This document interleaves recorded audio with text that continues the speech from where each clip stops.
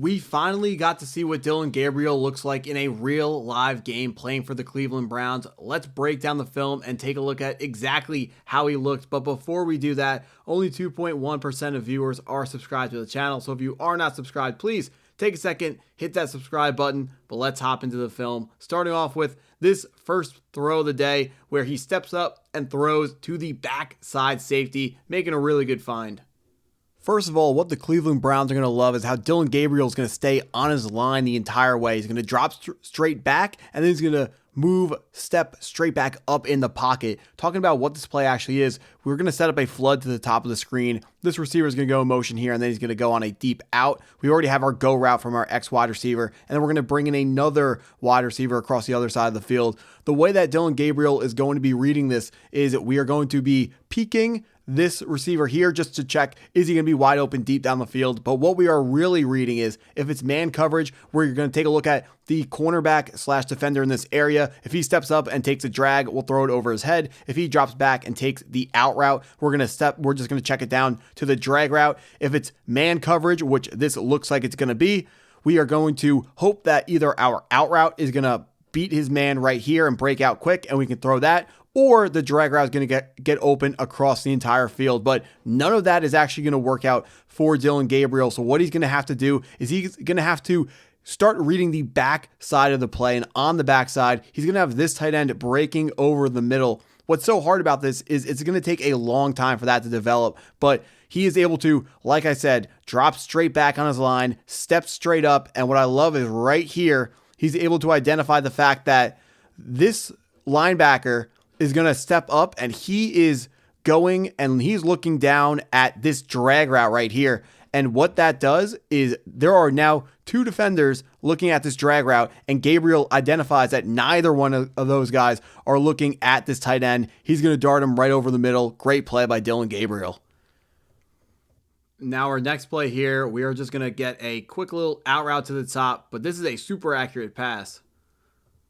The first thing we are doing on this play is we are sending our receiver in motion, and that's going to give us a man zone tell. And because this cornerback right here is going to follow us, we know it's going to be man coverage, which is great because we have a phenomenal play designed to beat man coverage. What this play is it's going to be a bench concept to the top of the screen with a deep corner and then an out route. And we're going to have two in routes on the backside. If you played Madden, this is pretty much the play Saints drive in. If you used to play from like Madden 18 or something, it used to be like a really good play. What's great about this is it has two routes that can, here you can either high-low a zone here, or both of these out routes are good man-beating routes. This particular defense, we are up against a cover one man. We know from the pre-snap motion, it's actually a cover one man blitz. Jeremiah Trotter is going to come on the blitz. So we got to get the ball out quickly. Dillon Gabriel does exactly that. Love the accuracy here. It's the number one thing I want to break down. You can see I got this video titled Accuracy. Only one spot to put that ball, puts it right on the money. First down, great throw from Dillon Gabriel. Next play here, we're going to have a play fake into a deep out route to the top of our screen. We have a little bit of play action dialed up into a flood to the top of the screen. Send him deep. We're going to send you on our out, and then we are going to have our tight end leak out into the flat. We are just going to, like every other flood route, we're going to alert our go route to see if he gets wide open. Then we're going to read our deep crossing route, deep out route, and then we would then finish with our third read being the little check down to the flat. Fortunately, on this play, the officials are going to miss the announcers called it out. I think it's a pretty somewhat blatant offensive pass interference right here with that push off. But then we are going to get to the sidelines to deliver another really good throw from Dillon Gabriel. Definitely got the arm strength. He's little, but he's got the arm strength. Now our next play, we're going to fake the split zone into another flood concept to the top of the screen. Then, oops, that was not supposed to happen. Now the play that I'm sure everyone is thinking about, of course, the pick six. This play, before we even break it down, no, it's not Dillon Gabriel's fault. What they're trying to do, set up a flood concept to the top of the screen, deep over from Deontay Johnson, go route from, I think it's Cedric Tillman, number 19, and then this tight end is going to sit down here, and he's going to go in motion pre-snap and be our last part of the flood. The point is, these two over routes, our over and our flat route are supposed to spread out the defense. The problem, it's supposed to spread it out and let Dillon Gabriel either high-low a guy here or, just throw to the open guy. The problem is no one's going to be open because instead of spreading out the defense, if we slowly go through this, we can watch the first thing that happens is, let me get my pen out here. Our tight end is going to be contacted by this linebacker and he's going to be pushed up the field. So instead of him being able to run to the flat like he's supposed to, his route ends up about 2 or 3 yards higher on the field than it was supposed to be. And that usually wouldn't be a big problem, but on this play, it is going to be a big problem because our other route, who's currently wide open, by the way, but Deontay Johnson coming over the middle, he is on, also a deep cross here. He is also going to be contacted by a player by the Eagles, and this is going to make him go shallower, and his route is going to end up 2 yards shallower than it's supposed to be. And because both of these guys end up almost in the same spot, it makes it so this safety right here, Andrew Makuba, rookie second-round guy out of the University of Texas, is going to be able to defend both guys at the same time. And then the last thing, the nail in the coffin, is going to be our tight end here. On offense, when you're not confident a ball is being thrown to you, sometimes, you won't bat it down because there's a farther, deeper guy. So right here, this tight end, he knows Deontay Johnson is behind him. So he is going to think that this pass isn't going for him. He's going to pull his hands away from it, and that's just going to make it super easy for the ball hawking safety to grab it. And the difference in the method of thinking is the offensive guy wants to touch it if he knows the ball's meant for him, whereas the defensive player is just going, every ball is my ball. I'm picking this off. I'm taking this. So the problem was both of these guys, they both got hit a little bit, but that little bit, they added up into a big problem. And of course, this play is going back the other way for 6 points for Philadelphia. So, not his fault, but definitely, maybe could have been avoided. A lot of things going on in that play. Next one, it's going to be a screen pass. Is how we're going to try to get him back on track. It's going to fall incomplete. Let me explain why. On the next play after the interception, the pick six, the Browns decide to dial up a screen pass.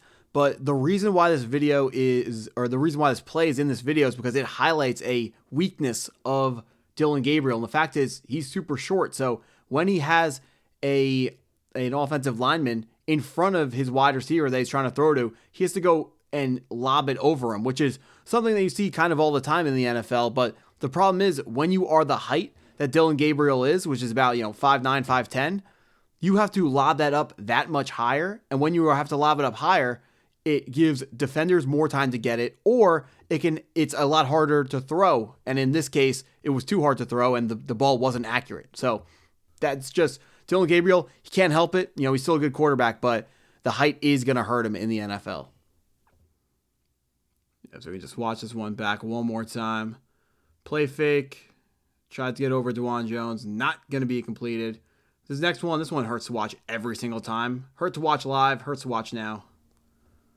Here we are running stick to the bottom of the screen, which is a hitch from our X wide receiver, a slot fade out of the slot, and then we're going to have an option route out of our tight end. He's going to sit down against zone coverage, or he's going to run across against man coverage. Pretty much, if there's a guy next to you, don't just sit down and look at the quarterback, run to open space.